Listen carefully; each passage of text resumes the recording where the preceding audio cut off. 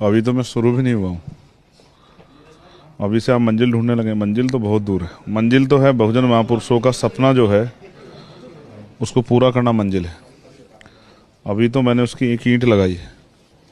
जहाँ बाबा साहब अम्बेडकर ने छोड़ा, या उनसे पहले ज्योतिबा फूले ने छोड़ा, फिर साहू जी महाराज ने, फिर बाबा साहब अम्बेडकर ने, फिर मान्यवर काशीराम साहब ने, फिर बहन जी ने जहाँ छोड़ा वहाँ से एक ईंट लगी है अभी। अभी तो इसमें कई सौ ईंट लगनी बाकी है।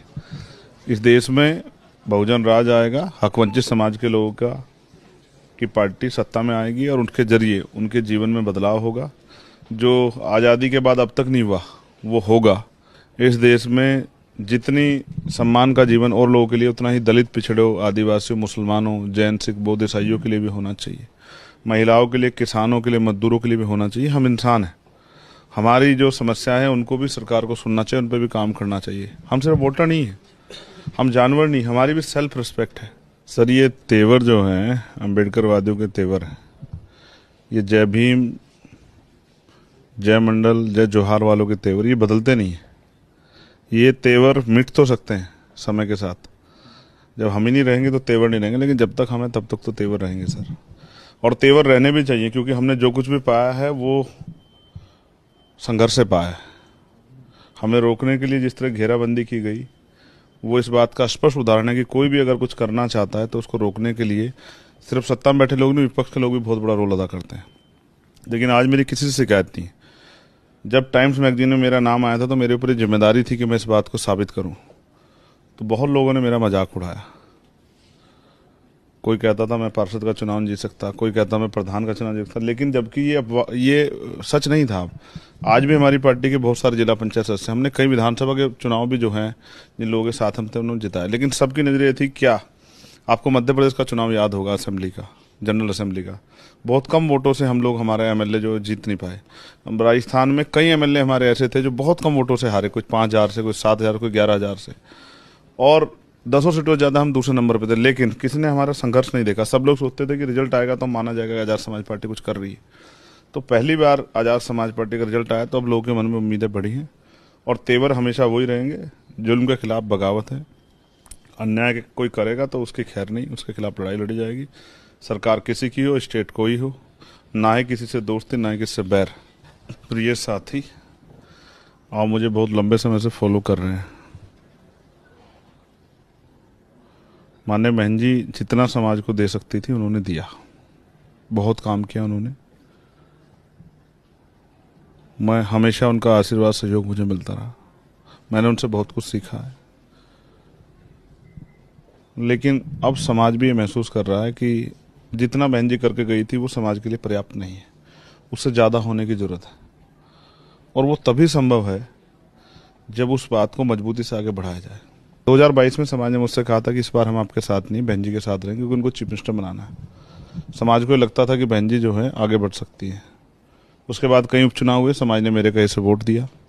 फिर विधानसभा के चुनाव हुए, समाज ने मेरे कहे से वोट दिया, राजस्थान और मध्य प्रदेश के।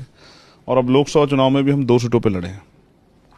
पहला जहां मैं खुद लड़ा, वहां बीएसपी को 1% वोट मिला। आप चेक कर लो, मैं झूठ नहीं बोलता हूँ। दूसरी बात, हम दूसरा चुनाव लड़े डुमरियागंज में, जो हमने 4 दिन पहले फैसला लिया, जबकि चुनाव बिल्कुल बाईपोल हो गया था। क्या तो ईस्ट अलायंस को वोट दे रहे थे, ईस्ट अलायंस को, और मीडिया भी यही दिखा रहा था, और किसी प्रत्याशी को दिखाने को राजी नहीं था। यही दिखा रहा था मीडिया कि क्या तो इनको वोट जा रहा है, इनको जा रहा है। लेकिन वहां भी हमने 80,000 से ज्यादा वोट प्राप्त किए। ये इस बात का उदाहरण है कि आजाद समाज पार्टी के लोगों ने जो मेहनत की है, और पिछले लंबे समय से भीम आर्मी के लोगों ने जो संघर्ष किया है, वो लोगों के दिलों में उसने जगह बना ली है। 80,000 वोट कम वोट नहीं होता। आप सोचे कि अगर हम सभी सीटों पर चुनाव लड़ते और अपना जो बेस वोट है संगठन का उसको ले जाते, तो इंडिया अलायंस कम से कम 35 सीटें उत्तर प्रदेश में हार जाता। तो वो चाहे मेरा धन्यवाद कर सकते हैं, लेकिन मैं उनको कोई बाध्य नहीं कर रहा हूं। मैंने अपनी ड्यूटी अदा की, जो संविधान के प्रति मेरी जिम्मेदारी है, जो देश के प्रति मेरी जिम्मेदारी है, जो संविधान विरोधियों के प्रति जो को सबक सिखाने की मेरी जिम्मेदारी, मैंने अपनी जिम्मेदारी अदा की। अब बात कर रहे हैं आप दलित नेतृत्व की। पहली बात, जाति व्यवस्था हम लोगों ने नहीं बनाई है। तो कब तक जो है ये मीडिया हमें जाति के चश्मे देख के दलित नेता पुकारता रहेगा।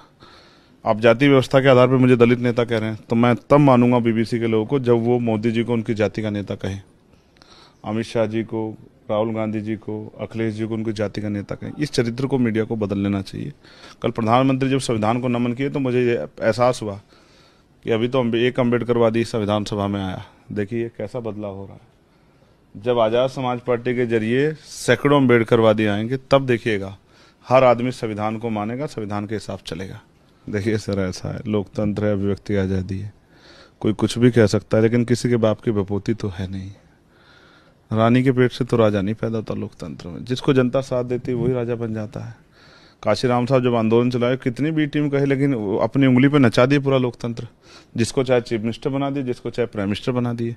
देखो ऐसा है, जो लोग राजतंत्र में लंबे समय से राज सत्ता में थे, जब लोकतंत्र आया तो उनकी चूल्हे हिल गई। उनको लगा कि अब क्या होगा, अब तो गरीब लोग, अछूत लोग, शूद्र समाज के लोग, हक वंचित समाज के लोग दलित पिछड़े भी कुर्सी पर बैठेंगे।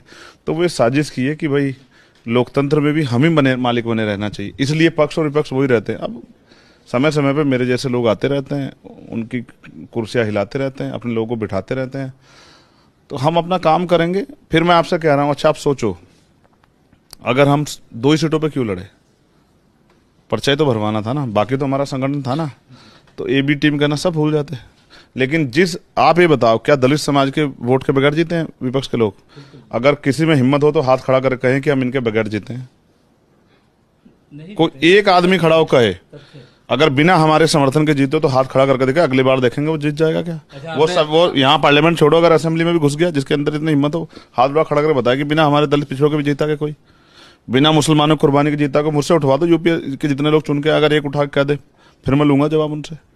ठीक है, हमारी मोहब्बत को बेवफाई मत समझो सर।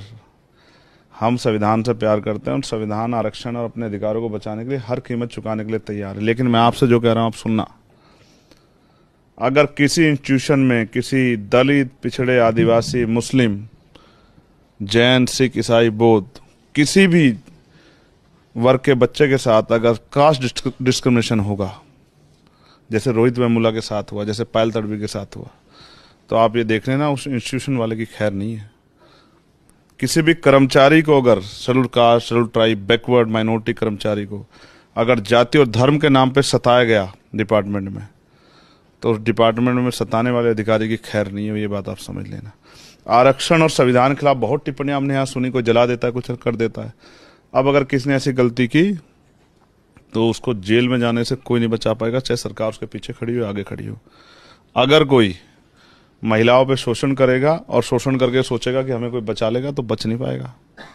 अब आज़ाद समाज पार्टी, भीम आर्मी के लोगों का मनोबल बढ़ा हुआ है, और आप देखना आने वाले जितने उपचुनाव हैं वो सबको पीछे छोड़ते हुए आगे निकलने का काम करेंगे। अभी आप देखना उत्तर प्रदेश में भी कि विधानसभा में हमारा प्रतिनिधित्व 6 महीने के अंदर होगा। हम कोई बैठने के लिए पार्लियामेंट थोड़ा आएंगे, जितने दिन पार्लियामेंट चलेगा यहाँ रहेंगे, उसके बाद सड़कों पर रहेंगे।